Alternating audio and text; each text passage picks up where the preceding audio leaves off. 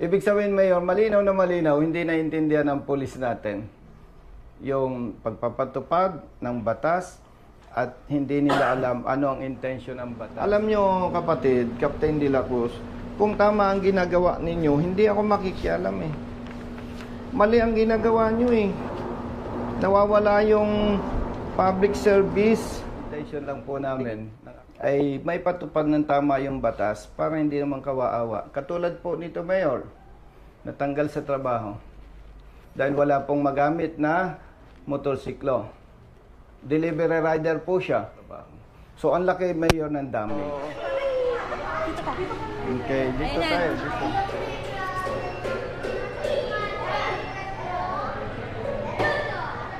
Yeah, thank you po.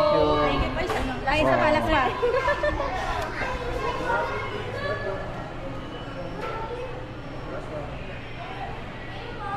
Thank you. Thank you po, sir. Thank you. Thank you po. Thank you, sir. Thank you. Thank you po. Ay, thank you po.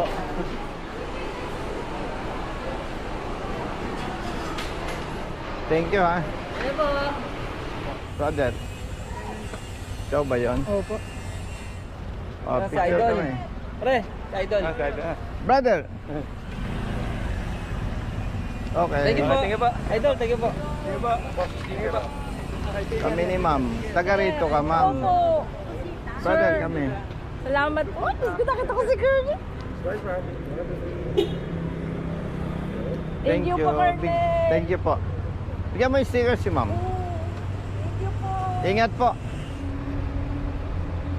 Okay. Sino kasama mo? Yung daddy ko. Nasaan? Ay. Pabigay kay daddy mo, bebe. Pakibigay kay daddy mo. Ingat. Okay. Thank you po, sir, ha? Thank you po. Ingat. Salamat po. Okay. Salamat, sir. Ano? Papa ko. Dalawa, tapos isa-isa. Pinampanya ka namin sa summer. Salamat. Hindi, may laban pa, di ba? Ingat. Sticker po. Mga Brother, ingat. supporter po. Salamat, sir. Brother, sticker po. Ingat kami. Boss! Ito po, 1, 2, 3. Thank you po. Salamat po. Thank you po. Thank you po. Ingat. Thank you. Thank you, sir. Thank you po. Salamat sir. Brother, sticker. Sticker. Thank you, sir. Thank you. Thank you. Brother, alika.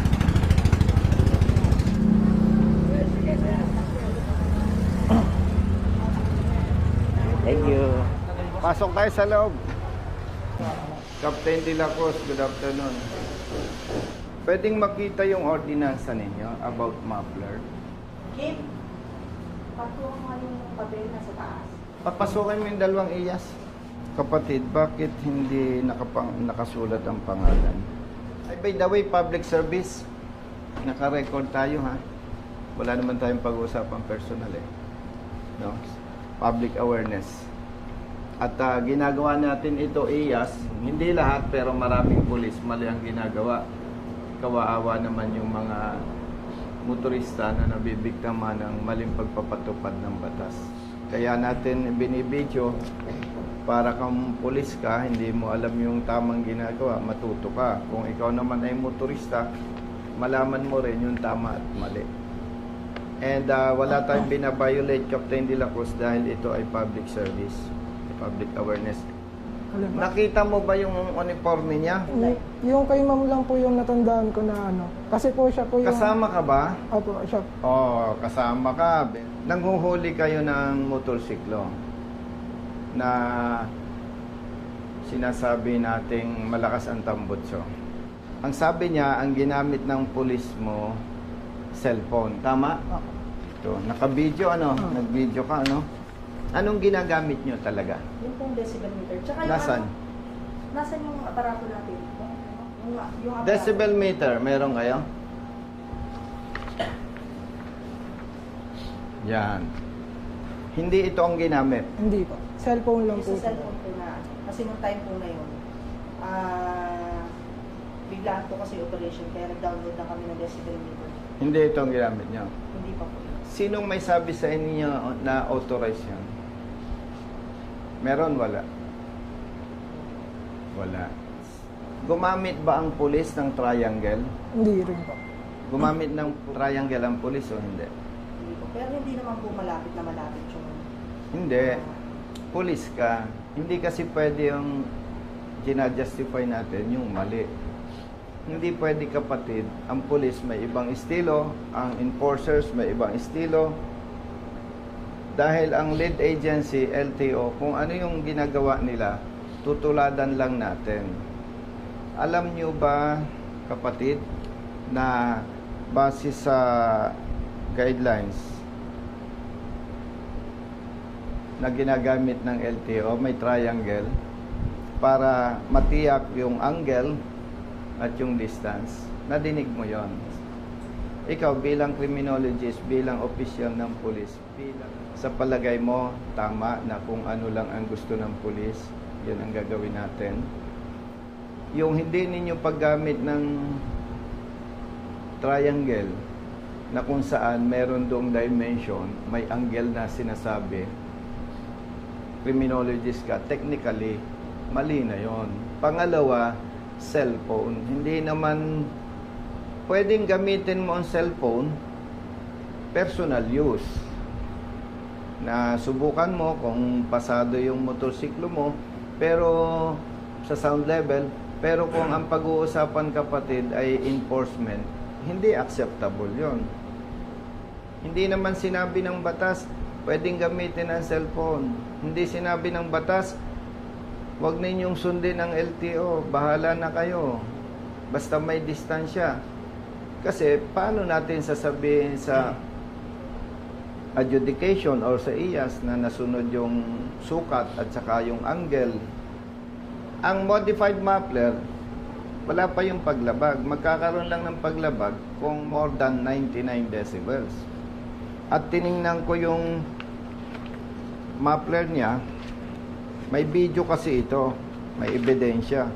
Wala akong nakitang modification dyan eh. Alam ko, kapatid, nag-aral ka naman. Pag sinabing modification, kung ito ang Muffler, pwedeng pinaikli ko, pinahaba ko, pinaliit ko, modification yon. Pero kung binili ko ang Muffler na ganito, halimbawa, ikinabit ko, wala akong binago, walang modification nun. Kumbaga, common sense, self-explanatory. Tinanggal nyo daw ang Muffler. Nagtatanggal kayo ng Muffler? Hindi po malapit. Tinanggal ang Muffler? May tao po sila na pinagtanggal po ng muffler. O di kayo din yun. May tagatanggal kayo ng Muffler, ano? Ito, nasa video yan. Yan tao na yan. Yan tao na yan. Yan pa. O sino yan? Striker ninyo, ano? Ano Ano? po yan, kakilala lang po ng O kakilala ng polis ninyo. Kaya ipinagbabawal ang maingay na muffler kasi una, may batas. Pangalawa, nakakaistorbo. Pangatlo, nakakabuisit. Yung kotse mo, pag tinanggalan ko ng muffler, magagalit ang kapitbahay mo. Baka mas maging doble pa ang ingay. So, ibig sabihin, hindi naintindihan ng mga pulis natin yung tamang pagpapatupad ng batas. Hindi naintindihan ng tao natin ano ang intention, bakit hinuhuli ang maingay ang muffler. Ay lalo ninyong pinaingay eh. Pero Ano? po bang nung time na nanghuli kami noon, meron silang sinasabi na may silencer daw po sila na kinakamit ko. Hindi mo pwedeng justification yon. Mali ang ginamit ninyong gadget. Mali ang inyong procedure. Gusto mong magpalusot. Pero technically, hindi na natin pag-uusapan yung silencer. Hindi na natin pag-uusapan yung maingay.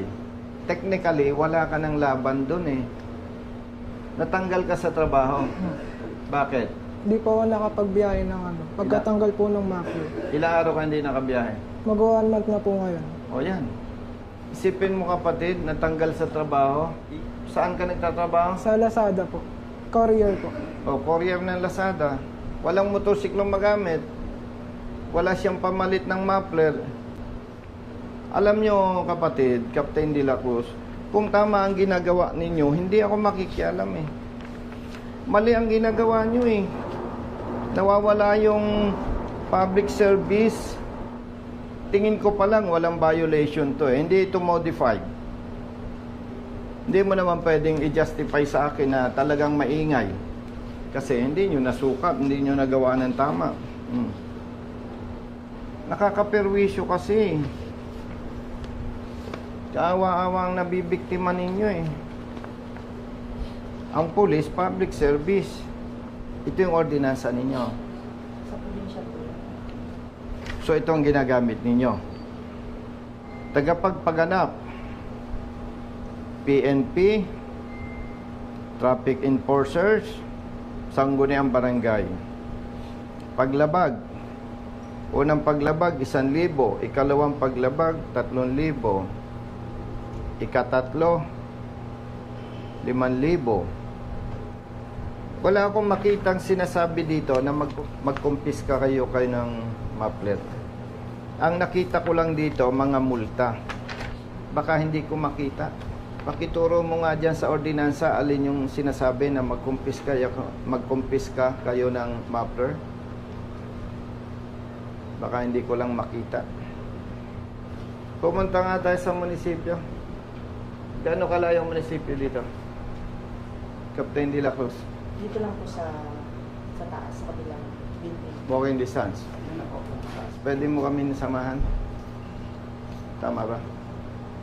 Sige, parang. Yes, let's go.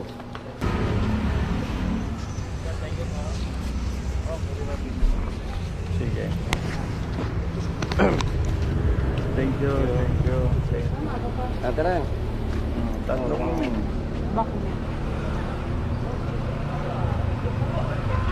Salamat po, Boss, sir. hello.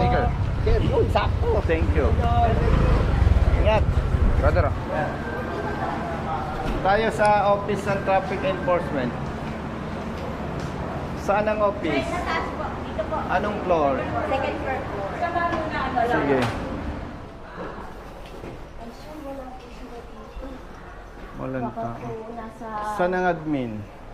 Sa fourth floor po ang admin eh. Administrator?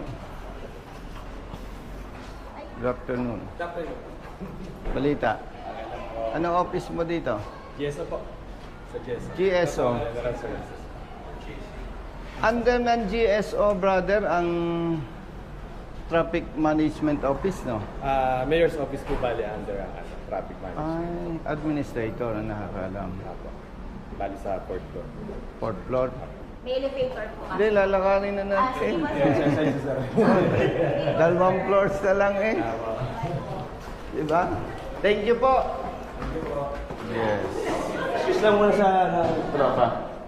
Baliktad po. Sir, pwede magpa-picture po? Oo, pagbalik ko dyan. Babalik po kayo dito, sir. Ay, siyempre, Okay, thank you po, sir. saan kami dadaan? Dito po. May elevator po kasi. Hindi. Sige pa, sir.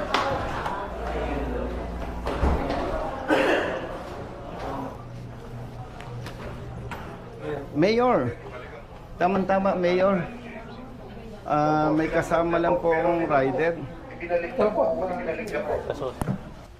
Mayor, may advocacy po kami. Pagka yung mali ang huli, ina-action na namin. Mayor, ang talaga namang hindi maganda ang ginagawa ng ibang riders, yung maingay ang tambutso. Opo. At yung po ay hindi natin pinoprotektahan. At ako po ay kaya umakyat para makausap nga yung chief ng traffic. Ang sumbong nitong rider, hinuli siya ng pulis. Ang ginamit po na pansukat, cellphone, nung sound level. And nabanggit ko na mayor dito po sa deputy ng chief of police na ang lead agency sa pagpapatupad ng batas kaugnay sa sasakyan is LTO. So hindi po maaari na yung ginagawa nila iba sa ginagawa ng LTO. Sa LTO po kasi mayor, gumagamit sila ng decibel meter, gumagamit po sila ng triangle to ensure yung angle and distance. Yes po. Hindi po nila ginamit. Wala po silang ginamit na decibel meter, wala silang ginamit na triangle. So technically po, maingay o hindi na ma-justify yung ginawa ng pulis. And Mayor, hinanap ko dito kung may inuutos ang inyong ordinansa na magkumpiska ang pulis ng Tambutso. Wala po akong nakita. At sabi ko rin kay Captain De La Cruz, baka naman hindi ko nakita. Pakihanap mo. Wala din siyang nakita, Mayor. Ginagamit natin ito sa provincial ordinance. Provincial ordinance. Yes po. Ang ginagamit nyo, provincial ordinance. Opo. Mali po yung ginamit nilang procedures. Pangalawa, wala pong inuutos na magkumpiska ng Tambutso. Tiningnan ko po yung picture nung Tambutso.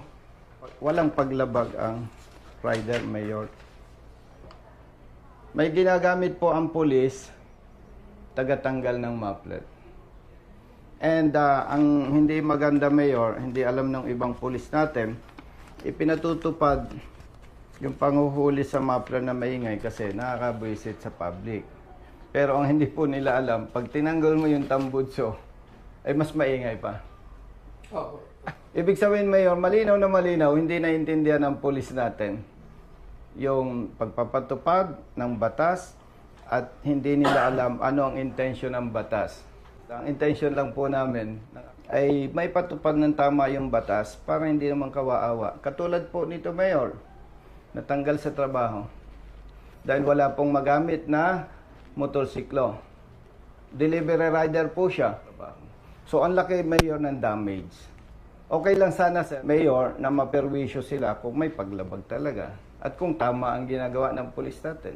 Maganda rin po yung nandito ako dahil kahit pa paano, talaga naman no, yung mga Tambutso ko talaga, kahit sino talaga nakakasora mo talaga sa lalakas. So, sabihin man nun natin, ayaw man nun natin patanggal o gamitin, talaga hong bibirado talaga ho sa karsate. Tama po kayo, Mayor. Kaya lang nga po, isa lang naman po ang interest natin. May patupad ng tama ang ordinansa. Ako, botot din mo, nagkaroon ng pagkakasana. Talaga naman, alam niya naman bawal, pinagkalalakasan niya siguro. Ay, sorry, Mayor. Ako po ay 100% naniniwala, hindi ito bawal. Ang kino-question po namin sa party namin, yung una, hindi ginamit ang decibel meter. Walang ginamit, Mayor, na triangle. Pangatlo, hindi inutos ng ordinansa magkonpiska. Ay po si TMO ako, sir. TMO, Apo, magandang hapon po. tama-tama, with respect to our mayor, may itatanong ako sa iyo. Paano ito? Ikaw ba may discretion dito o si mayor?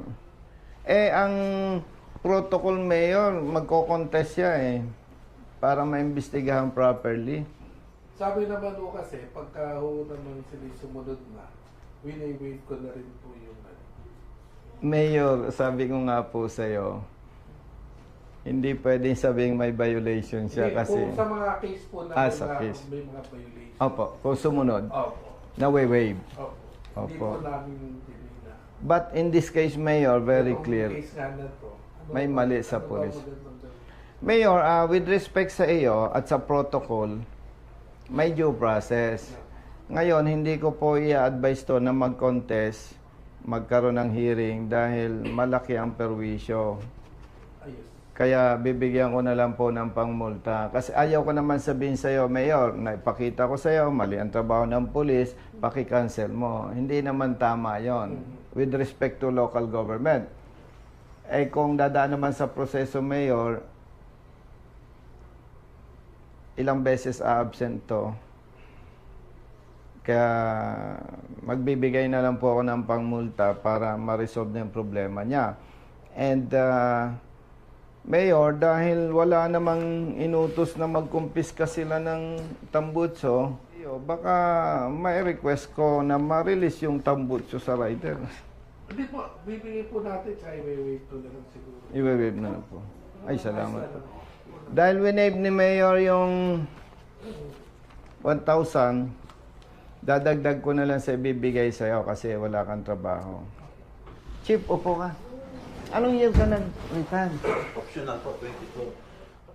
Ba't tanggalin mo yung face mask mo? Naiya po ako. Ha? Naiya po. Pakita ka para hindi kita Naiya ka? kilala. Baka Baka ito yung dating wanted mayor Hindi lang ito eh. Ha? Naparete. Navarrete po. Saan doon? Sa Malabon po ako nun eh. Sa Malabon po ako nakatira. Mayor, kasama ko yung PNP Internal Affairs Service. Kaya ako po sila kasama para masaksihan nila yung pag-uusap at hindi sila mahirapan sa investigation. Sasampahan namin ng administrative case yung police para matuto. Gusto nating supilin yung maling ginagawa ng police. Kung ngayon naman ako yung nakausap niyo, kakusapin ko naman si Henry para hindi na maano ito. Sino ba pumirma sa ano? Sino yung police na yon? Sino yung Paki-identify Tingnan ko mo. nga po.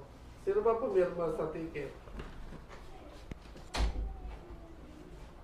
Mayor, makikita po ninyo, walang binago dito. Kasi pag sinabing modified mayor, pwedeng pinutol, pinaliit, pinaikli. Wala po eh. Wala. At ito, Mayor, walang kaduda-duda, pasado ito. Oh. Salamat ka kay Mayor, ha? Pinabalik. No? Yan ba talaga yan? Opo, ito po. Ito po yung Ha? palatandaan ko po. Yan talaga. Captain De La Cruz, sino ang nanghuli sa kanya?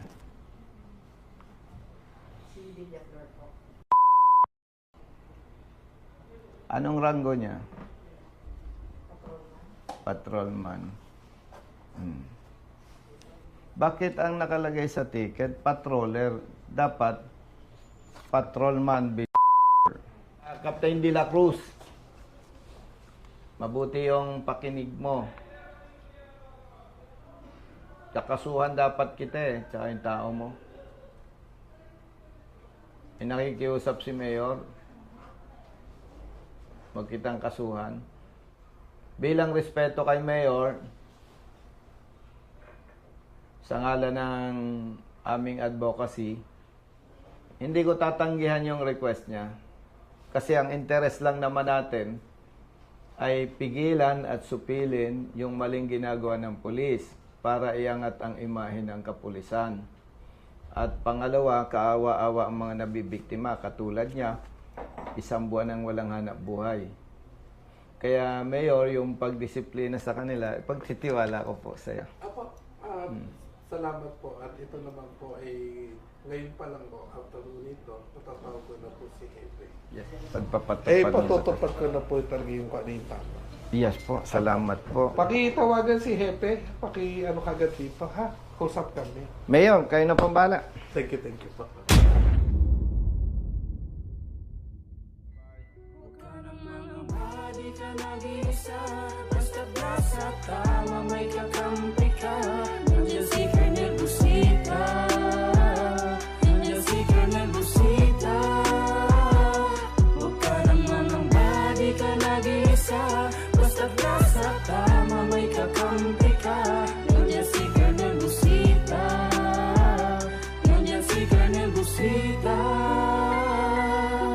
Bilat sa init, minsa'y basa din ng ulan.